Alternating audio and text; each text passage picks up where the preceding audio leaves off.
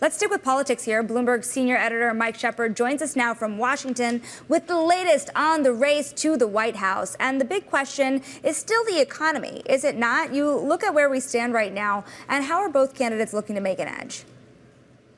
Well, it's interesting that you brought us into this segment talking about housing, because each candidate has tried to make housing a part of their larger economic agenda. For Trump, he has talked about reducing regulations, using federal land to make more homes available for construction, and even, and this is a classic example from the Trump playbook, turning it into a question about immigration. He has called for barring undocumented migrants from obtaining mortgages. On the Harris side, she is talking about $25,000 grants for first-time home buyers, and then billions of dollars in subsidies for states and local governments to try to speed some of that. And what this is, what we're seeing here is that each candidate is trying to aim at a part of the voting population that feels left out of the economy right now. And housing is one area in particular for young home buyers, for younger voters that they're trying to reach, and also for people of color as well in this country.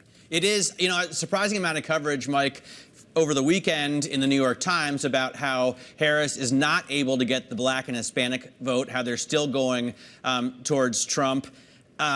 What is she doing about that? How can she get, especially, black males to vote for her?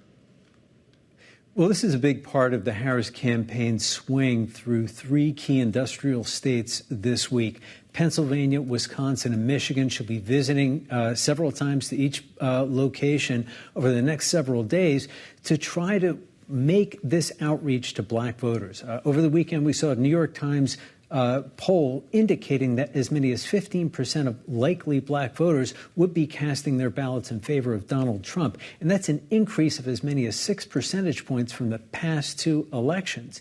And this is concerning for the Democratic Party as they look at a key constituency and try to make sure that they can get every vote that they can turn out come November 5th. But if they can't count on black voters to support Harris with the vigor that they need, those swing states, which will be crucial to ensuring a victory against Trump, could be in jeopardy. So she will be making these appeals, meeting with black voters individually in Erie today.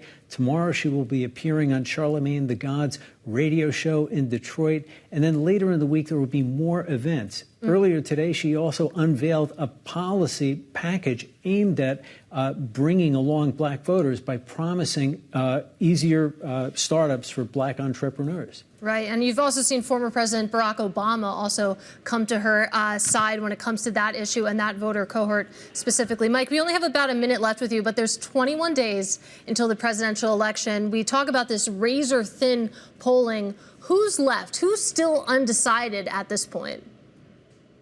I was talking to a political analyst last week who said that there is a vanishingly small number of people who really haven't made up their mind. And it's much more a question about voter enthusiasm and motivation at this point. If people in this country haven't made up their minds between Trump and Harris, it is a very, very small group right now that the two candidates are fighting for. Instead, what they are trying to do is aim at their base with their messages to try to ensure that they get maximum turnout on Election Day.